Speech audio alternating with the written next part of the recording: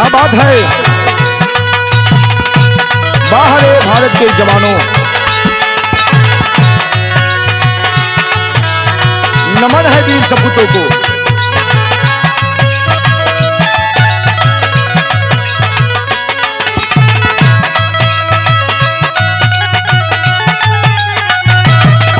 ओ भारत देश है मेरा, ओ भारत देश है मेरा।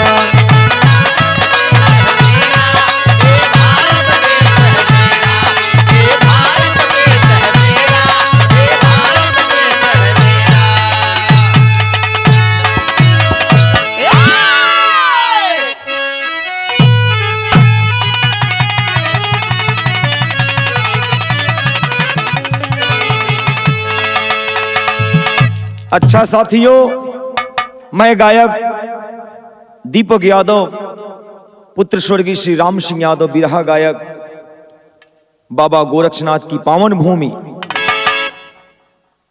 गोरखपुर बड़हलगंज से आप लोगों के बीच सदैव की भांति इस बार भी एक ऐसा मैं बिरहा लेकर के आया हूं जो एक वीर स्वतंत्रता संग्राम सेनानी के वीरता को दर्शाता है।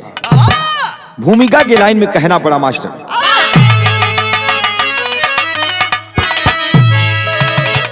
कहा जाता है जीवन में अगर कुछ करना है तो कुछ करके चले जाओ, वही कर्म आपको अमर बना करके रखता है। कुछ करके रहो याद दुनिया करे, व्यर्थ में जिंदगी को गवाओ नहीं। खुद भरोसा तुम अपने पर इतना करो, मदद में दूसरे को बुलाओ नहीं। गम हो लाखों सहो पग न पीछे करो, और शीश दुश्मन के आगे झुकाओ नहीं। घात करना नहीं इस जमाने में तुम, और निहत्थे पर खंजर चलाओ नहीं।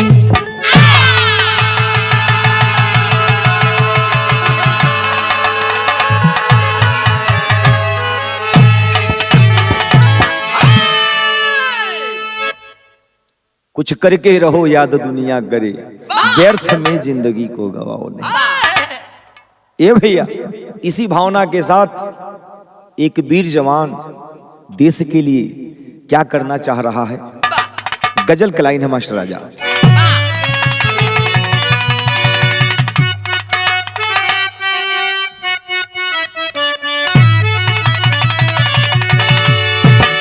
अरे लिखने वाले ने लिख डाला,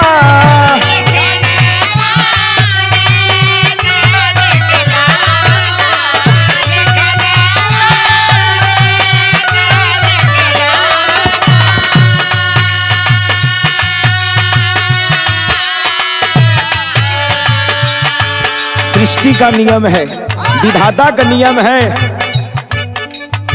मिलन होगा तो जुदाई जरूर होगी।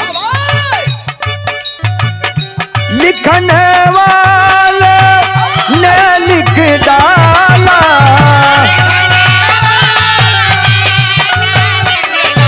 क्या बात है।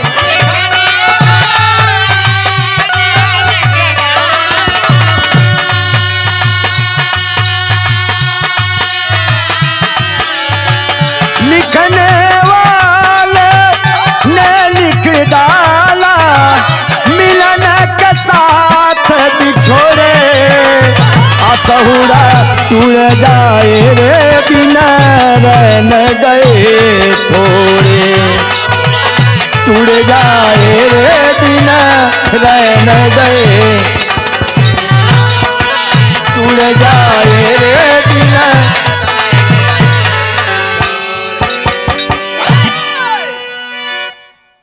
ये भैया, लेकिन वह बागी जो अंग्रेजों से मोर्चा लेने के लिए ऐलान कर दिया है,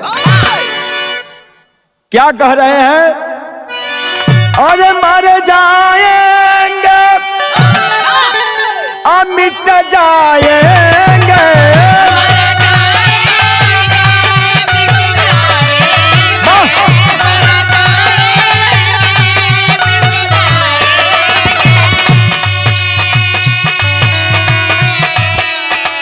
मर जाएंगे मिट जाएंगे, सह ना सकेंगे अपमान, लेकर आजादी हम रहेंगे, जाएगा भले जा, लेकर हम रहेंगे भले जा, लेकर हम रहेंगे।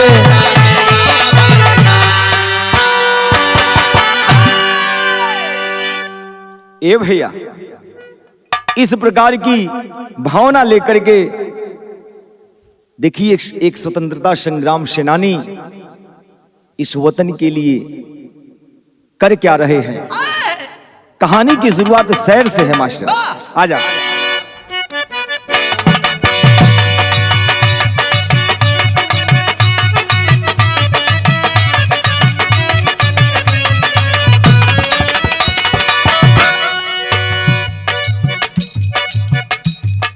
यह उस समय की बात है भैया जब भारत भूमि अंग्रेजों के चंगुल से कराह रही थी और अपने जवानों से, अपने वीरों से एक पुकार कह रही थी। जननी कराहती थी उठो मेरे सपूतों, जननी कराहती थी उठो मेरे सपूतों, कब तक चलेगी दास्तां क्रांति के दूतों।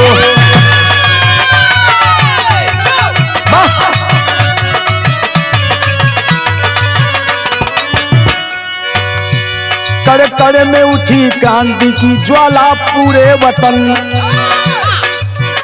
भारत माता के दिलेर चले बांध के कफन, बड़हल भैसौनी के हरखू यादव मान चले, मादरे हिंद खातिर होने को कुर्बान चले, रानी लक्ष्मी वाली आगे ले ललकार बढ़ी, शासन गोरों का ताकत के आगे हार बढ़ी, उसी में हरखू यादव जान को गवाए हैं, उसी में हरखू यादव जान को गवाए हैं, मकई जमुना दोनों पुत्र तब घबराए हैं।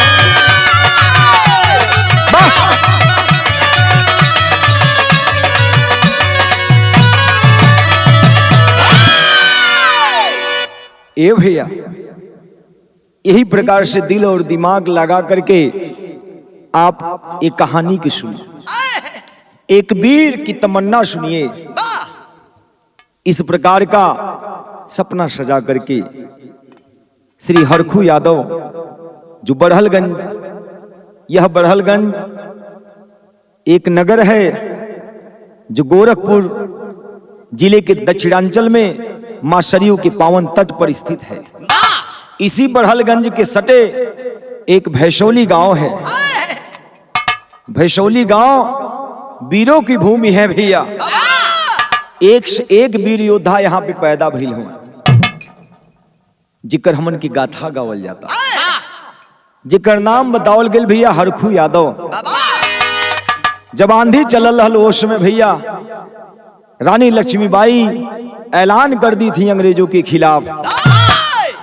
कहा जाता है 1857 भारत के इतिहास में स्वतंत्रता के लिए सबसे पहली क्रांति थी। उस समय रानी लक्ष्मीबाई के सेना में हरखू यादव जी शामिल हो गए और उस समय बिठूर कांड जो कानपुर में घटित हुआ था उसमें हरखू यादव जी अपने जान को गवा बैठे। बताया जाता है कि जब अंग्रेजों और रानी लक्ष्मीबाई के सेनाओं के बीच में जब मुठभेड़ हुआ उस समय गंगा नदी को पार करके यह नाव से जा रहे थे बिठूर कांड में, और उसी समय बम फेंक करके अंग्रेज जब मार दिए हैं, उसी घटना में भैया हरखू यादव जी संसार को छोड़ करके, जिनका सपना था अपनी मां को आजाद कराने के लिए, इस संसार से चले गए। यह खबर जब उनके पुत्रों के पास आई, उस समय का ये भैया का मंजर बा, पहाड़ टूट गई बा। कौने गीत के माध्यम से बा?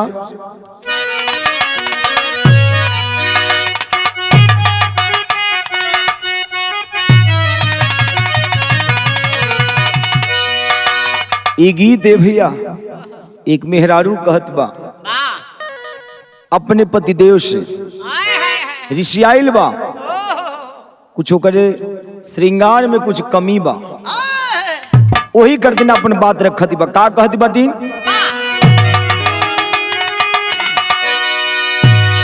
अरे हथवा के गुजहा, हथवा के गुजहा और टूटल ये राजा, अजमनिया से गड़िया छूटल ए राजा,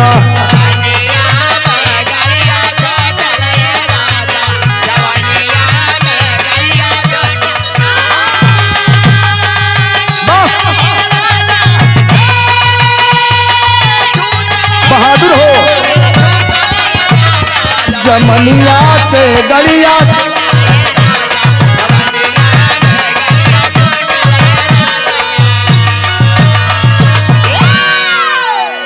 ए भैया, जब ये बाबू के घटना सुनल बाटे, उनकर दोनों पुत्र जिकर नाम बतावल गई मकई यादव और जमुना यादव, जब इन लोगों को सूचना मिला कि उसी बिठूर कांड में इनके पिताजी शहीद हो गए, जिनका नाम बताया गया स्वर्गीय श्री हरखू यादव जी, ये भैया दुख का पहाड़ टूट गई बा। दोनों लड़के करत का बाटा लोग कहना पड़ा, मकई या जमुना, मकई या जमुना घबराइला ये बाबू, आह मनी के छोड़ी कहा गईला ए बाबू,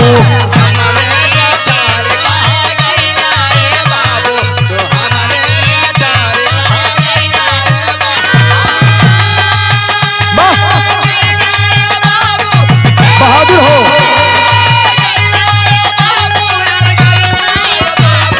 कि हमनी के छोड़ कहा, हमनी के छोड़,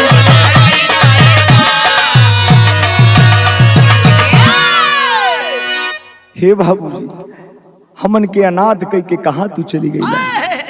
रोवत हमें बिलखत हमें पूरा परिवार, दोनों लड़के लोग। और का लोग कहत, अरे बोझल नैया भंवर बीच पड़ली, और बिना पतवार मझधार में अड़ली,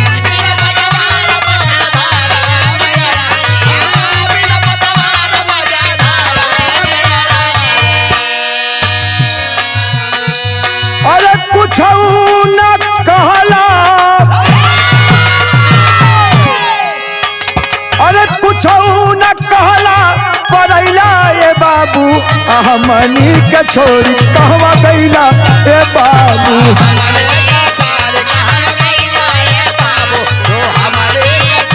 कहवा गई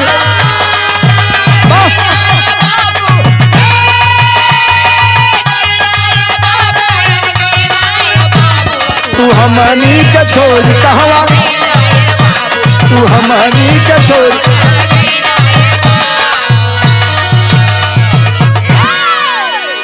ये भैया दोनों लोग पता लगा रहे हैं, रो रहे हैं, बिलख रहे हैं, लेकिन रोने और बिलखने के अलावा उनके पास कोई चारा नहीं था। दोनों बच्चे अनाथ हो गए हैं, लेकिन अपने पिता के सपने को साकार करने के लिए दोनों लोग प्रण कर लिए हैं कि पिता के उद्देश्य को मैं पूरा करूंगा। ऐसे में दोनों लड़के इस वतन के लिए क्या कर रहे हैं? गीत के लाइन बदल गए मास्टर। वाह!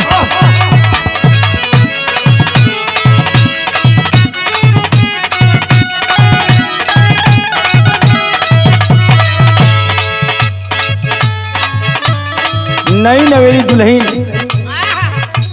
शिकायत कर दी बाटी, कहत बाटी का पहली रात पायल तोड़ला दूसरी रात बाली हो।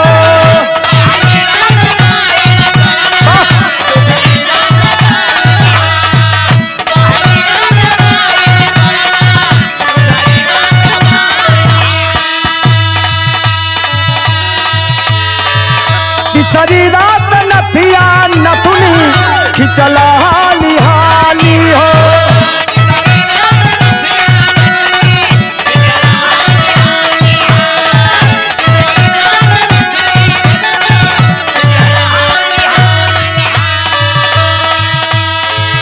नैहर में देव और हनवा राजा जी, नैहर में देव और हनवा राजा जी, मजा मारे में तोड़ला नया नया गहनवा राजा जी। राजा जी मजा मारे में तोड़ला।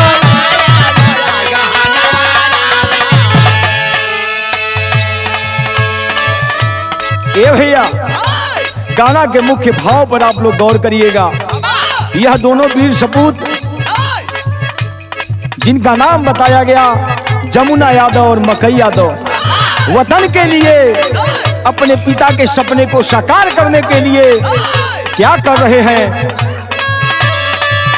कैला मकई यादव काला कत्ता पयानावा,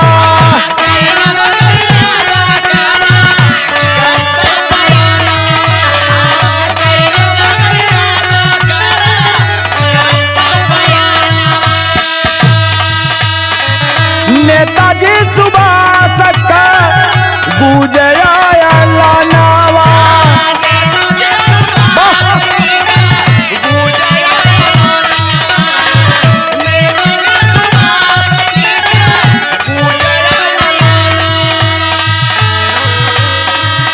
हाजिर भइल सेना में जवानवा जाई हो।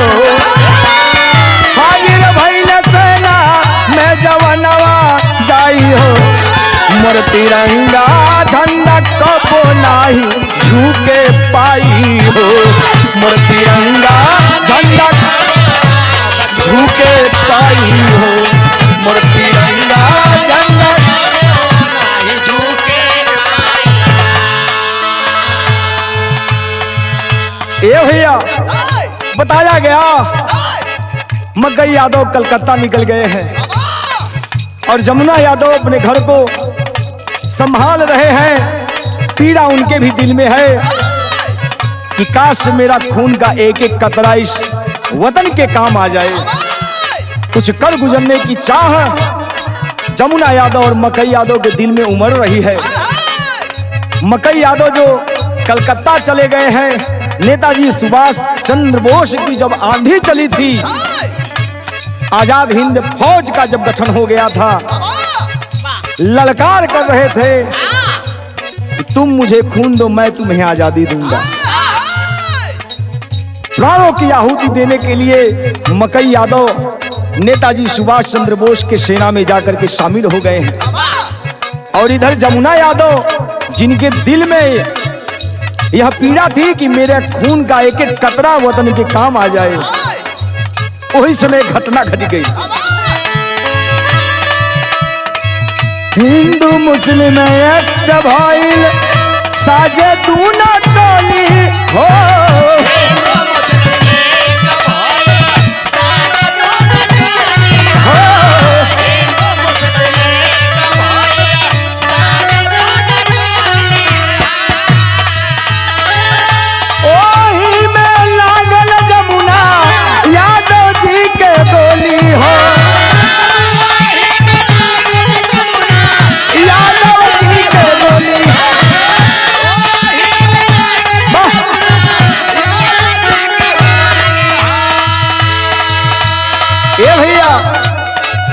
गोली लगल बा हिंदू मुस्लिम एक्ट की लड़ाई में। जमुना यादव जी को जब गोली लगी है, गईले कहा फतेहपुर में छिपला, फतेहपुर में छिपला, अब बीरानवा जाई हो। फतेहपुर में छिपला, अब बीरानवा जाई हो। मोर तिरंगा झंडा कबो नाही झुके पाई हो। झंडा कबो नाही झुके पाई हो। मोर तिरंगा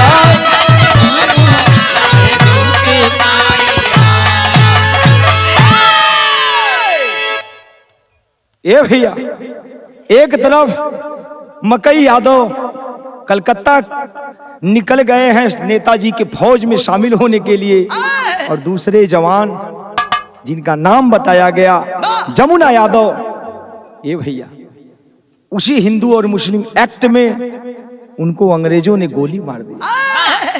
अंग्रेजों की नीति ही थी फूट डालो और राज करो। इसी फूट डालो और राज करो की नीति जब वो सफल हो गए, इस नीति में ये भैया हमको और आपको एक धर्म को दूसरे धर्म से लड़ाने का काम किए, और जब हम लोग लड़े हम बिखर गए, हमारी शक्तियां टुकड़ों में बिखर गई। लेकिन हिंदुस्तान का जर्रा जर्रा इस वतन के लिए कुर्बान होने के लिए तैयार है। बताया जाता है भैया वह जमुना यादव जी जिनको गोली लगी थी, मदरिया से सटे फतेहपुर गांव था, जहां पर एक वैद्य थे जिनका नाम बताया गया ओजस्वी शर्मा जी। वह वैद्य अपनी जड़ी बूटी के माध्यम से उनका इलाज कराए। अंग्रेज चारों तरफ इनको खोज रहे थे। इधर मकई यादव जी जो आजाद हिंद फौज की सेना में शामिल हो गए हैं, वह अपने वतन के लिए कर क्या रहे हैं। गीत का लाइन बदल गया मास्टर, वाह जियो।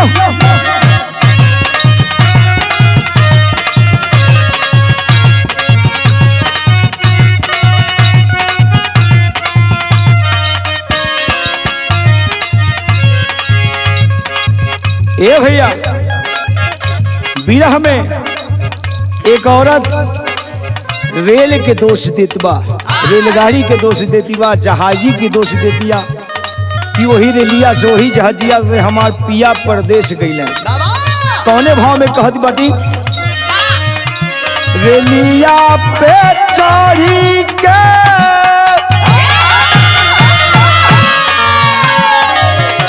रेलिया पे चढ़ी आजा हजिया से उतरी पिया मुनवा रे गईले ना।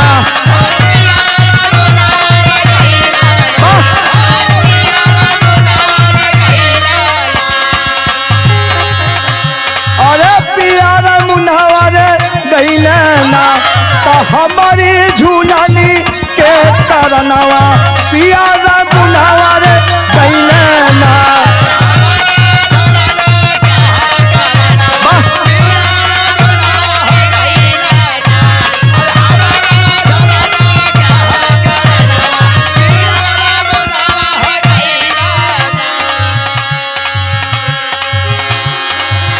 ए भैया, इसी गीत पर हमारे कवि जी कह दिए यह गलत है कि करे करती मैं मुनवा जात हूं।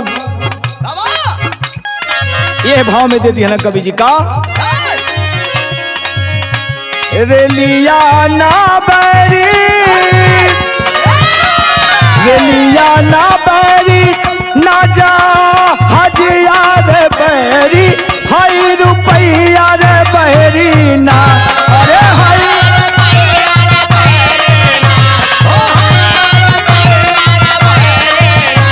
अरे हाई रुपैया रे बहरी ना, राजा के देश विदेश घुमवला से हाई रुपैया रे बहरी ना।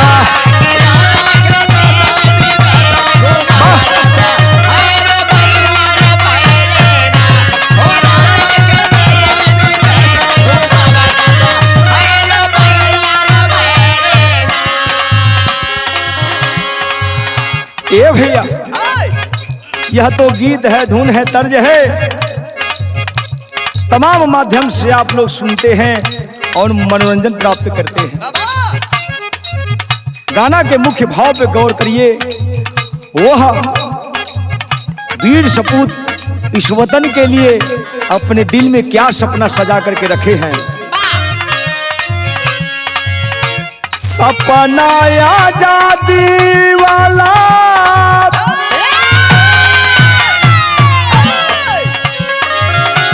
सपना आजादी वाला लेके जवानवा मकई मनवा में सोचे ना।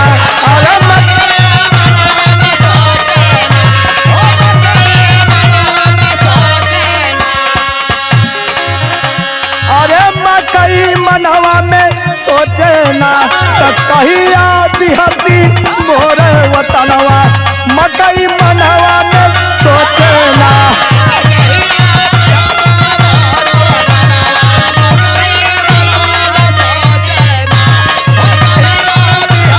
क्या बात है।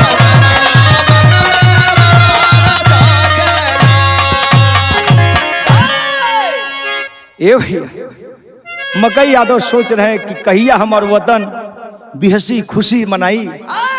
यही भाव से भारत माँ की रक्षा के लिए निकल पड़े हैं। आगे करत का बाटा मकई यादव जी।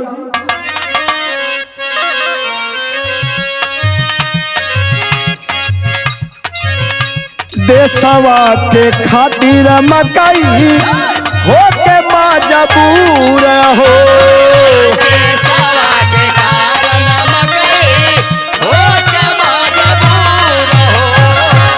देशवा के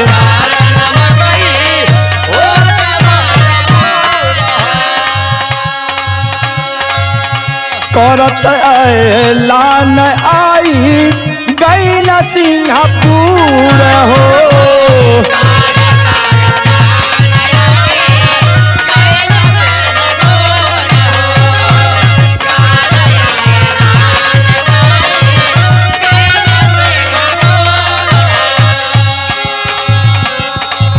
अरे सीमा के पार कैला,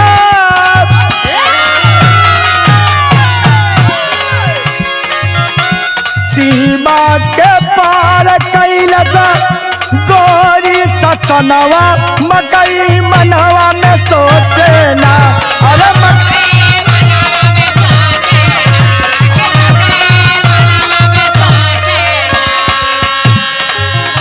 अरे मकई मनवा में सोचे ना, तो कहीं आती हसी मोर वतनवा मकई मनवा में सोचे ना।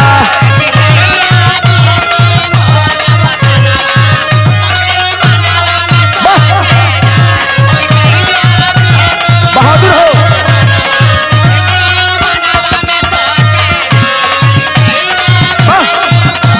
क्या बात है।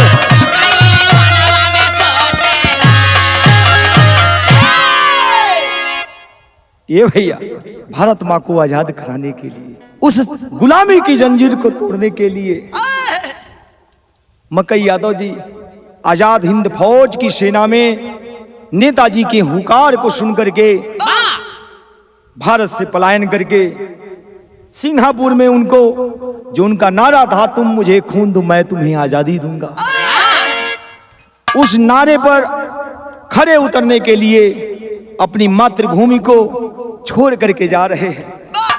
लेकिन इसके पीछे राज था।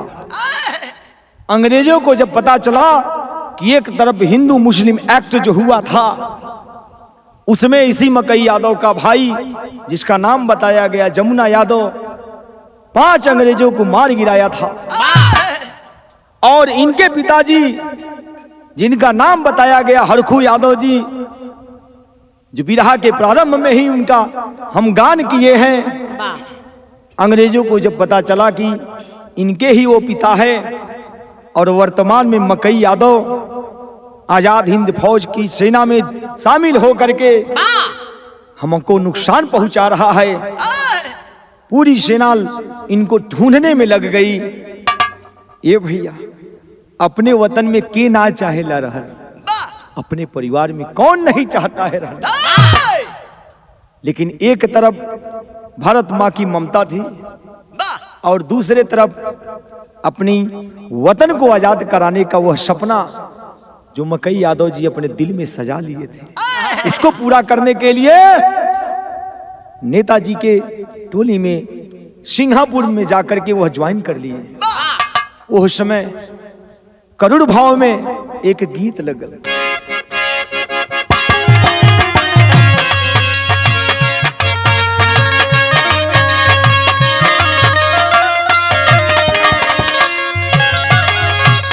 ए भैया, ई गीत ओह समय कब है जब टेलीफोन और मोबाइल के जमाना ना रहे, तार मरात रहे। वही समय हमन के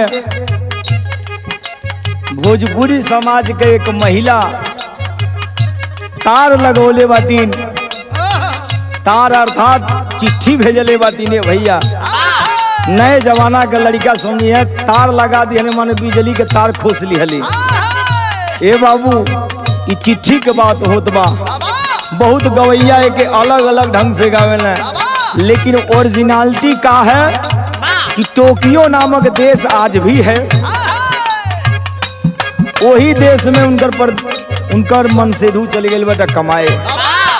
चिट्ठी लिखली आ कहत बटिन का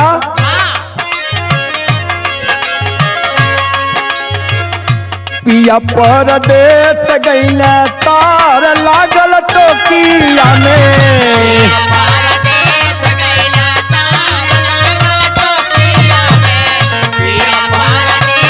क्या बात है, तार लागल टोकिया में, तार लागल, तार लागल पिया परदेश गईले तार लागल।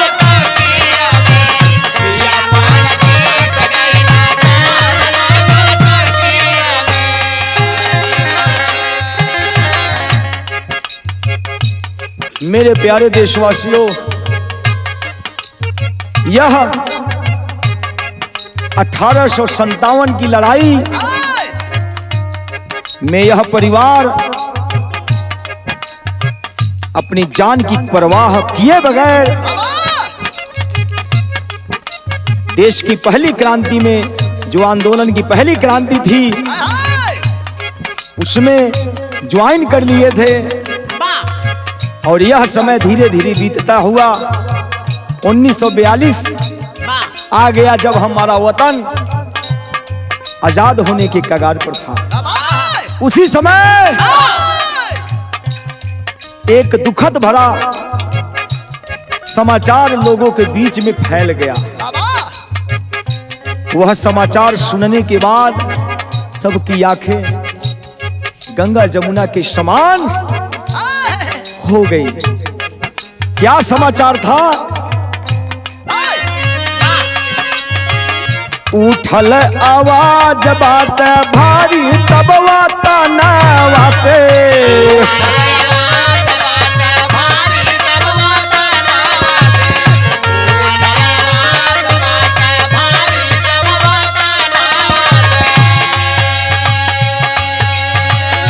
उठल आवाज बात भारी तबवा तनावा से। नेताजी पराई गईल कहा हिंदुस्तानवा से। लोग रो रहे हैं, बिलख रहे हैं कि हमारे नेताजी कहाँ रह गए। नेताजी पराई गईल कहा, नेताजी पराई गईल तनावा से। नेताजी पराई कहवा हिंदू।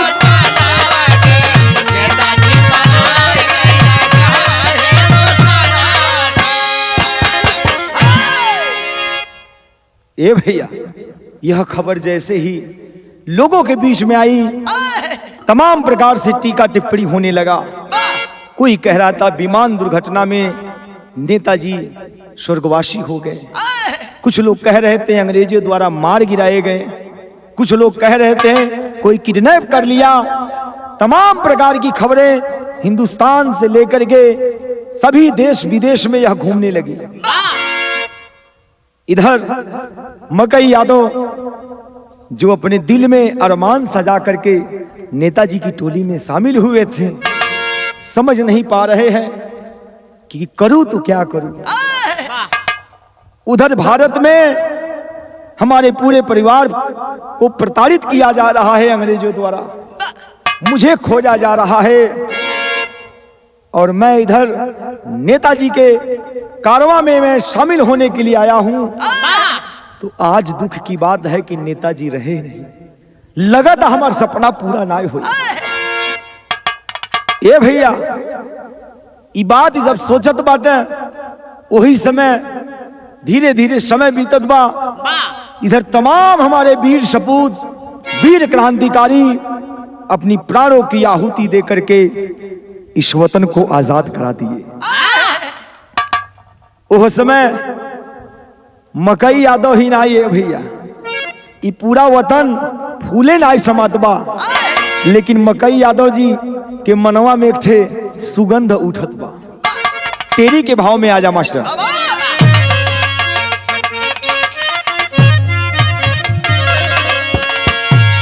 अरे आजादी वाला डंका बज गया, करते नमन वतन को शीश झुका डाला बनता। अरे हो बनता, अरे हो।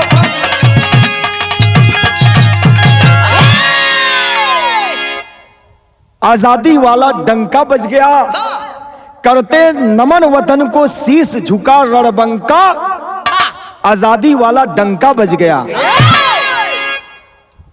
ये भैया 42 के बाद तत्काल 9 दिसंबर 1946 को संविधान सभा की पहली बैठक हुई और उसके बाद संविधान को गठन करने का ऐलान पूरे विश्व में हो गया। और जब यह सूचना मकई यादव को मिला, फूले नहीं समा रहे। ओकरे बाद भैया अपने वतन आवत बाटे, खुशी मनावे कर दिन कि हमारा वतन आजाद हो गए।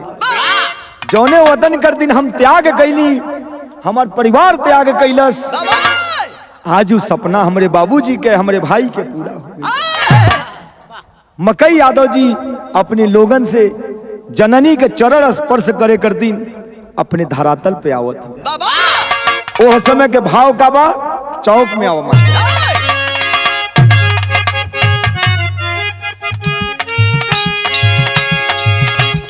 मकई के अब तीन दुलारा,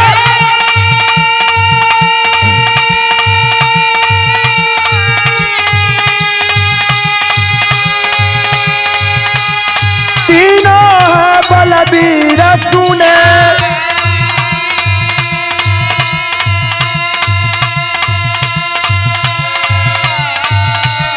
राम सिंहासन राजकुमार,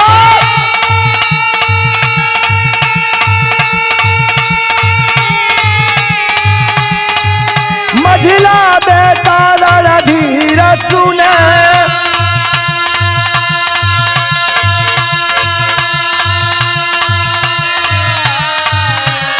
देश भावना पले जिगर,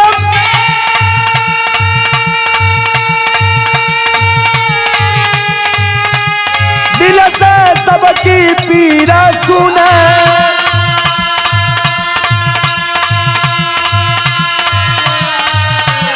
स्वागत मकई का लोग कर, स्वागत मकई का लोग कर, अइला वतन कबीर सुने भैया।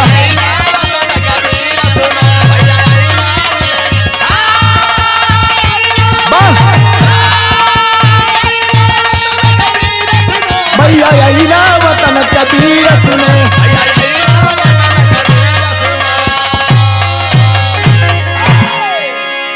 ए भैया जब मकई यादव जी वतन वापसी किए हैं, पूरा गांव समाज जन सैलाब उमड़ पड़ा उनके स्वागत के लिए, उनके सम्मान के लिए कि वीर सपूत इस वतन के लिए इतनी बड़ी कुर्बानी दिए थे, उनको नमन करने के लिए, उनका स्वागत करने के लिए जन सैलाब उतर पड़ा। ये भैया वह गरीबों के मसीहा थे, अपने और पराये में वो कभी फर्क ही नहीं समझे। लेकिन भैया संसार में हमन के आइल बाटी तो एक ना एक दिन ये संसार से जाना ही है। यह अमिट रहस्य है जिसको मिटा ही नहीं सकता। दुख के घड़ी आइल बा परिवार पे का होत बा। विदेशिया के लाइन में आओ मास्टर।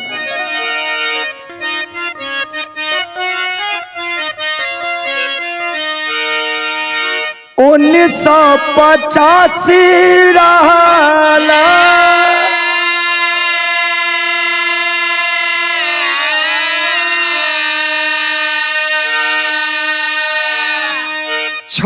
जून दिनावा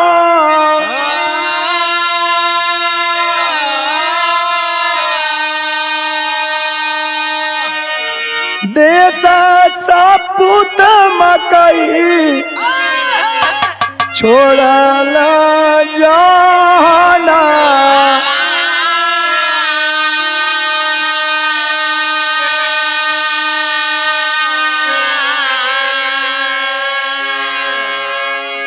सबही का पीर ढाला अखिया से नीर डाल।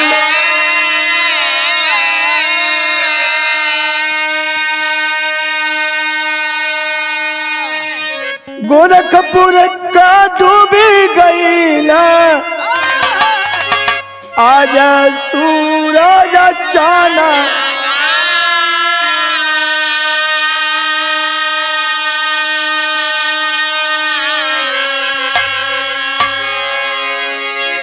ये भैया वह पूरा समाज जन सैलाब जो कुछ वर्ष पहले उनका स्वागत सम्मान करने के लिए आया था।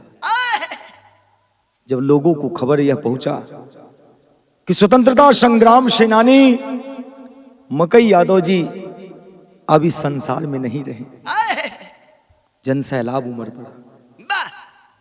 कहा जाता है भैया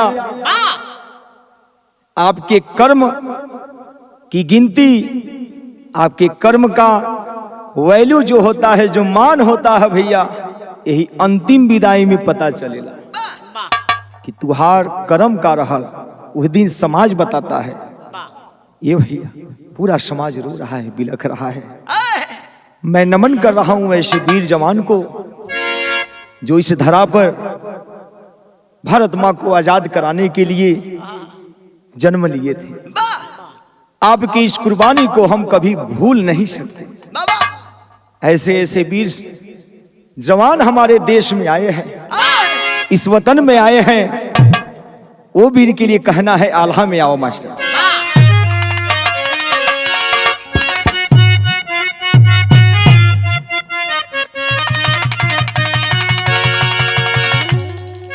और वीर सपूत धरा पे, वीर सपूत धरा पे भैया हमेशा ना जन्म देला। उनके लिए कहना है वीर सपूत धरा पे कब कब जन्म भैया, कब कब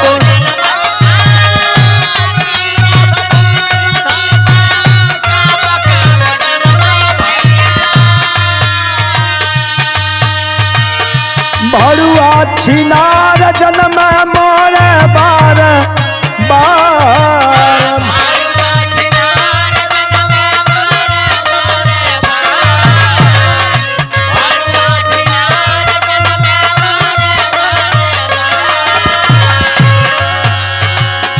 रणधीर यादव जी का 3 गो दुलरुआ भैया,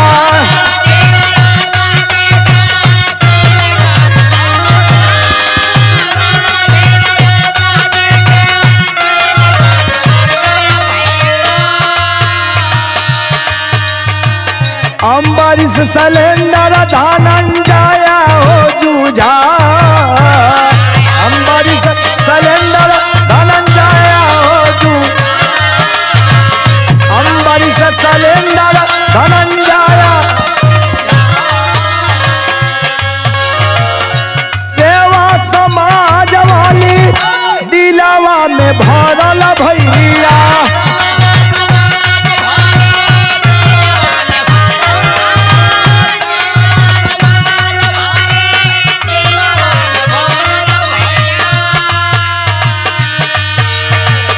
जनता के हित खातिर रहे तैया, जनता के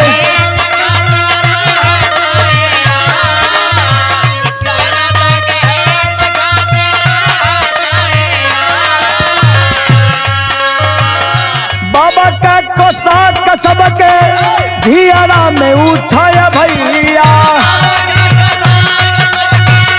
धियारा में उठाया भैया,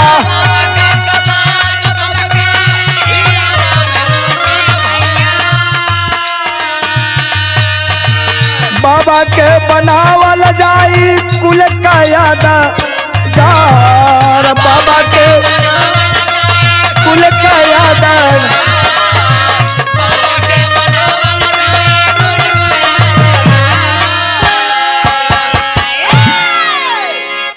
ए भैया परिवार का परिचय मिला कि मकई यादव के 3 पुत्र जिनका नाम बताया गया राम सिंहासन यादव, राजकुमार यादव और तीनों में मझिला बेटा जिनका नाम बताया गया रणधीर यादव। तीनों वीर सपूत ऐसे जवान हैं जो जनता के लिए, लोगों के लिए हमेशा तैयार रहते हैं। और यही जनता, यही जनार्दन रणधीर यादव जी को जिला पंचायत सदस्य के रूप में चुनी और उनके भाई राजकुमार यादव जी को ब्लॉक प्रमुख के पद पर उनको बैठाने का काम किया यही जनता। इतना ही नहीं, रणधीर यादव के 3 पुत्र जिनका नाम बताया गया अम्बरीश यादव, शैलेंद्र यादव, धनंजय यादव, तीनों जुझार हैं, बुराइयों के खिलाफ जुझार हैं, बुराइयों का नाश करने के लिए हमेशा तैयार रहते हैं। आप मदद के लिए कभी भी जाइए उस परिवार से, आप निराश होकर के वापस नहीं आएंगे। और बता दें धनंजय यादव जी जो अपने समय में नेशनल पोस्ट ग्रेजुएट कॉलेज में छात्र नेता के रूप में भी उनको बच्चे स्टूडेंट उनको चुने थे, आज भी वह परिवार है लोगों में यह संदेश भेज रहा है कि अगर कुछ कर गुजरने की चाह है तो जवानी की कोई भी ताकत रोक नहीं सकती है, हौसला बुलंद होना चाहिए। ऐसे वीर सपूत को, ऐसे परिवार को मैं नमन कर रहा हूं। ए भैया ऐसन ऐसन लोग हमारे देश में जन्म लिहले बाटे जिकर गाथा हमन के गोले में ई सीना ऊंचा हो जाता। आपको बता दें कि जब मकई यादव जी संसार से विदाई ले लिए, पूरा परिवार सोचा कि आपकी कुर्बानी को हम लोग जाया नहीं होने देंगे। परिवार ही नहीं, पूरा समाज कह रहा था कि इनकी याद को ताजा रखना है ताकि हमारे आने वाले वंशज, हमारे आने वाले लोग मकई यादव जी से, स्वर्गीय हरखू यादव जी से और जमुना यादव जी से सीख ले। ए भैया उस याद को बनाने के लिए पूरा समाज, पूरा परिवार किए क्या है, खरी के भाव में आ जाए मास्टर।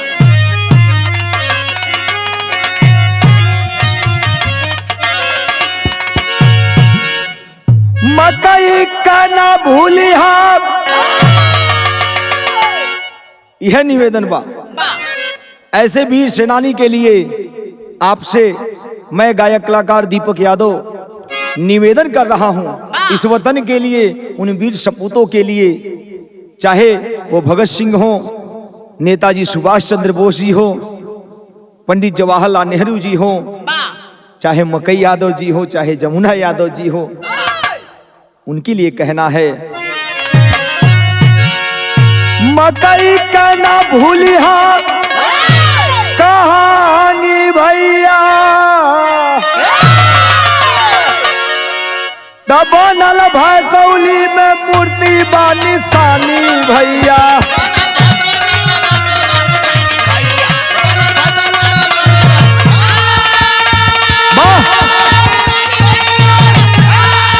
बहादुर हो,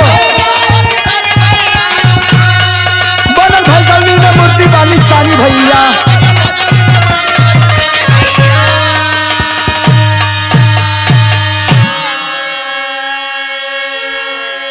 ये भैया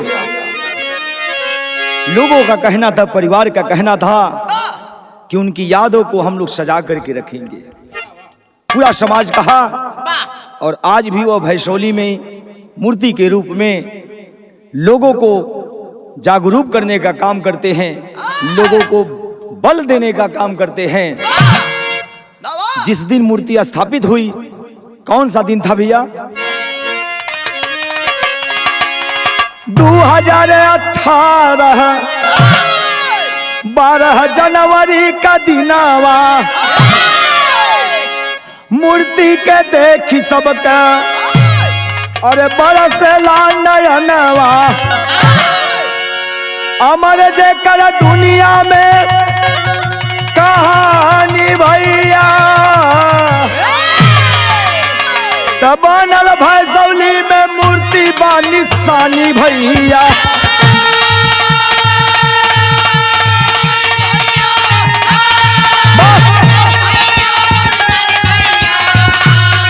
बनल भैसौली में मूर्ति बानी।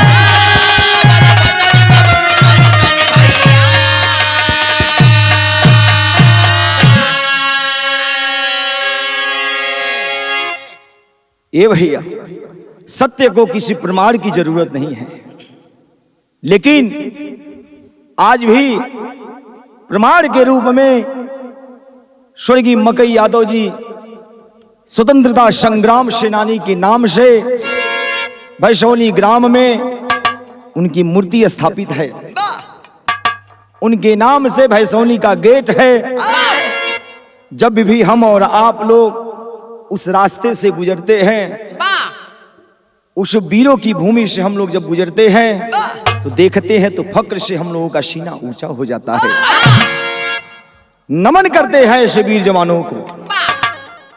ये भैया बताया गया कि वह 12 जनवरी 2018 का दिन था, जिसमें वित्त राज्य मंत्री शिव प्रताप शुक्ला जी तथा वर्तमान सांसद कमलेश पासवान और चिल्लूपार के विधायक राजेश त्रिपाठी जी के कर कमलों द्वारा उस स्वतंत्रता संग्राम सेनानी की मूर्ति का अनावरण हुआ।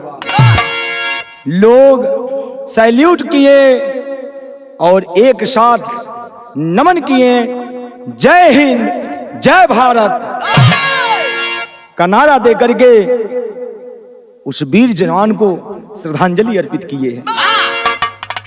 घराने का परिचय देते हुए कहना है मास्टर, अरे गुरु बिहारी रमन राही, अरे धन्य वतन के भी राम सिंह जी जन्नत से ढाते याद में उनके नी।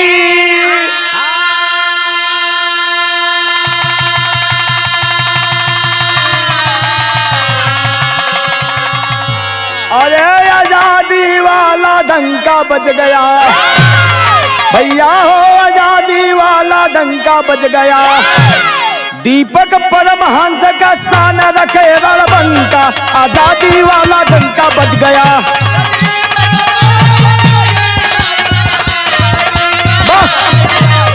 वाला डंका बज गया।